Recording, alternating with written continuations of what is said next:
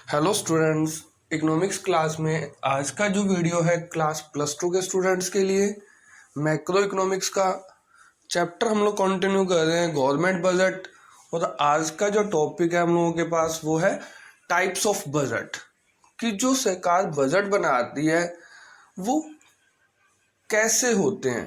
कि मीन्स कुछ सिचुएशंस में बजट सक्सेसफुल हो जाता है, कुछ सिचुएशंस में कि जो बजट बनाया जाता है, जो प्लान किया जाता है वो फेल भी हो जाता है।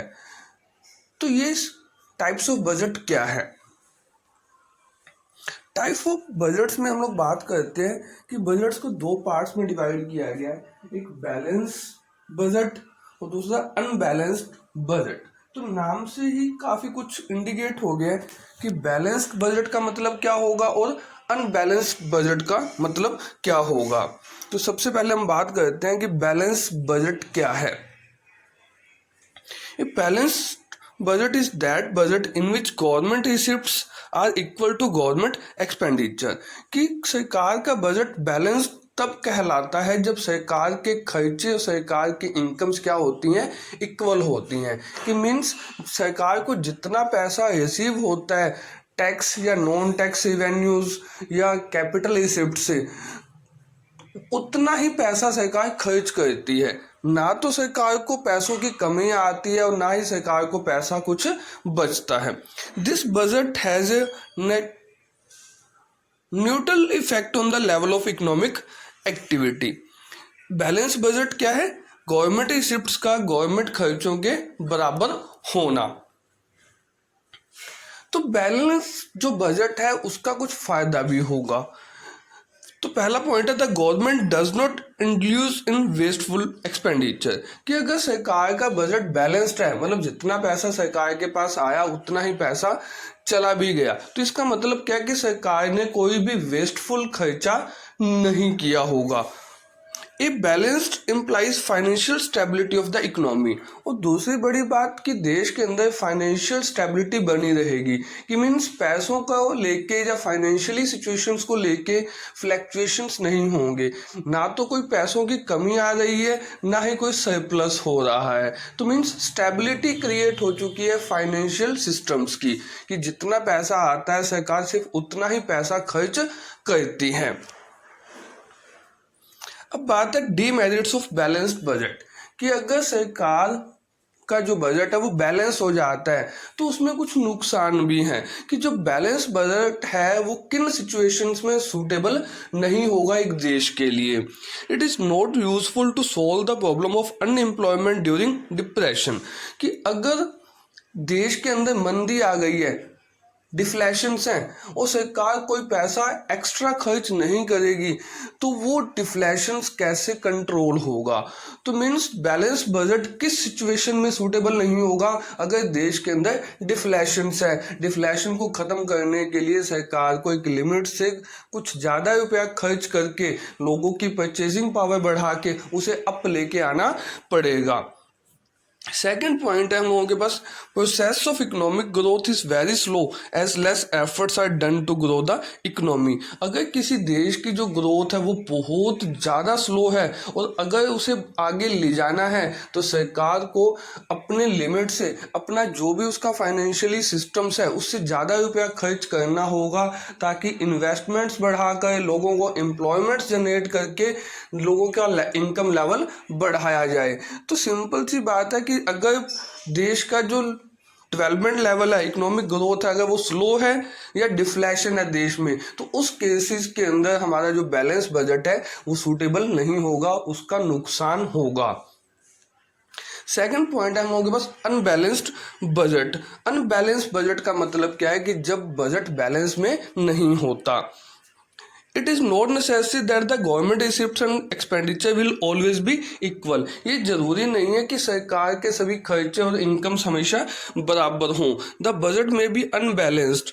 An unbalanced budget is that budget in which receipts and expenditure of the government are not equal। कि मीन्स सरकार के जो खर्चे हैं या इनकम्स हैं दोनों में से कोई भी चीज़ कम ज़्यादा हो सकती है। तो उसको दो पार्ट्स में डिवाइड किया गया है, सरप्लस बजट और डेफिसिट बजट। तो हम सबसे पहले बात करते हैं सरप्लस बजट क्या है। It is that budget in which government receipts are greater than government expenditure.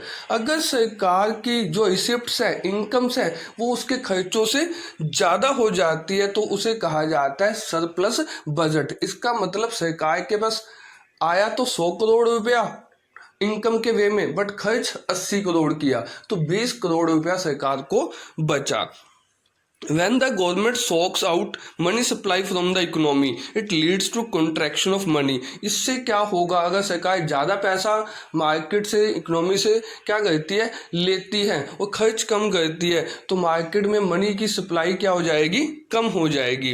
It reduces aggregate demand. इससे क्या होगा, देश के अंदर लोगों की परचेजिंग पावर कम होने से चीज़ों की डिमांड भी क्या हो जाएगी, कम हो जाएगी। तो सरप्लस बजट कब होगा, जब गवर्नमेंट रिसिप्ट्स गवर्नमेंट खर्चों से क्या होंगी, ज्यादा होंगी। तो सरप्लस बजट का भी कुछ फायदा भी है, कुछ नुकसान भी है। तो मेरिट्स ऑफ सरप्लस बजट की बात करते हैं। It solve the problem of inflation और excess demand by lowering the level of AD in the economy due to, कि अगर देश के अंदर किस चीज की समस्या है, महंगाई की या एक्सेस डिमांड। मतलब एक्सेस डिमांड कब होगी, जब लोगों के पास पैसा बहुत ज्यादा होगा, मतलब मनी सप्लाई क्या है, एक्सेस है।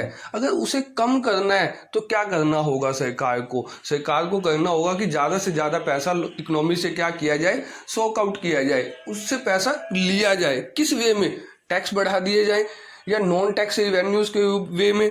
तो इस क्या फायदा क्या होगा सरप्लस बजट का, huge reserve collection by the government which reduces the purchasing power of the people. कि अगर सरप्लस बजट है, इसका मतलब सरकार की इनकम्स ज्यादा है और खर्चे कम है, तो इससे क्या होने वाला है, सरकार का रिजर्व भी बढ़ेगा इनकम्स का। दूसरी बड़ी बात, लोगों की परचेजिंग पावर क्या हो जाएगी, कम हो जाएगी।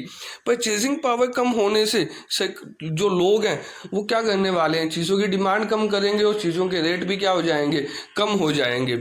और दूसरा point, reduced government expenditure which reduces supply of money to correct inflation. अगर सरकार खर्चे कम कर दे अपने, तो ऑटोमेटिकली क्या होने वाला है, लोगों का इनकम लेवल कम हो जाएगा। अगर सरकार ओल्ड एज पेंशन, स्कॉलरशिप्स या सड़कों पे या और किसी चीज पे पैसा खर्च करना कम कर दे, तो लोगों का इनकम लेवल क्या होगा, कम। इनकम लेवल कम होगा तो परचेजिंग पावर भी कम हो जाएगी, चीजों की डिमांड कम होगी और चीजों के रेट भी क्या हो जाएंगे, कम हो जाएंगे। इसका मतलब इन्फ्लेशन कंट्रोल हो जाएगा। तो सरप्लस बजट का फायदा किस केस में है, जब इन्फ्लेशन हो तो इन्फ्लेशन को कंट्रोल करने के लिए सरप्लस बजट का होना जरूरी है। अब बात आती है demerits of surplus budget. During depression, मतलब अगर देश में मंदी है, ये सरप्लस बजट में lower than the level of AD to such an extent that causes lower level of output. अगर देश में पहले से ही पैसा नहीं है, डिमांड क्या चीज़ों की कम है, क्यों, क्योंकि लोगों के पास पैसा ही नहीं है, तो उस केस में सरप्लस बजट नहीं अपनाना चाहिए सरकार को, बल्कि उस टाइम तो सरकार को पैसा खर्च करके लोगों की जेबों में पैसा देना होगा, ताकि इनकम लेवल को बढ़ा के एम्प्लॉयमेंट लेवल को बढ़ाया जाए। देश के अंदर क्या किया जाए, जो खर्चे का लेवल है वो इंक्रीज किया जाए ताकि काम धंधे चल सके।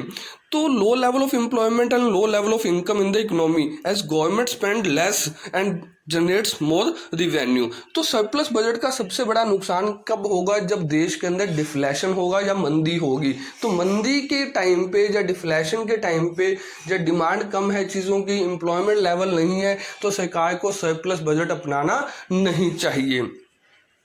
तो सरप्लस बजट के बाद हम बात करते हैं डेफिसिट बजट की। When government estimated expenditure exceeds government receipts in the budget is said to be deficit budget. जब सरकार के खर्चे सरकार की इनकम से ज़्यादा हो जाते हैं तो तब क्या कहा जाता है कि डेफिसिट बजट, कि सरकार का बजट कहाँ चला गया, घाटे में चला गया है, सरकार को पैसों की कमी आ गई है। तो डेफिसिट बजट कब होगा, जब सरकार के खर्चे ग्रेटर देन होंगे सरकार की इनकम से। Government cover the gap either through borrowing or through withdrawals from its reserve. सरकार इस कमी को कैसे पूरा करेगी? अगर सरकार को घाटा होता है खर्चे ज़्यादा करने से, तो उसके पास दो ऑप्शंस हैं, या तो बोरोइंग्स उधार उठाए पैसा, या फिर अपने पहले के जो रिजर्व्स में सेविंग्स पड़ी हैं उसे विड्रॉल करें।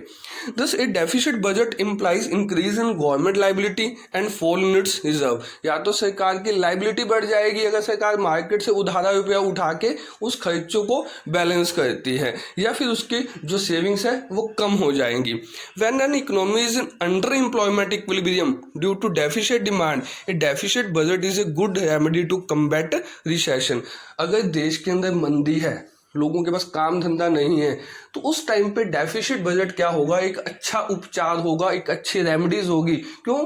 डेफिसिट बजट में सरकार बहुत ज़्यादा पैसा खर्च करने वाली है इनकम से, तो उससे क्या होगा कि लोगों का परचेजिंग पावर बढ़ेगा, लोगों का इनकम लेवल बढ़ेगा, तो चीज़ों की डिमांड बढ़ेगी।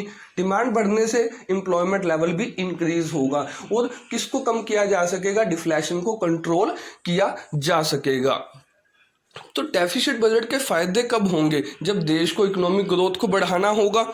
अगर देश के अंदर वेलफेयर होगा तो उस केस में भी डेफिसिट बजट इम्प्लीमेंट होगा। मींस सरकार को एक लिमिट से ज़्यादा पैसा किस केस में खर्च करेगी? जब सरकार को देश का वेलफेयर करना होगा।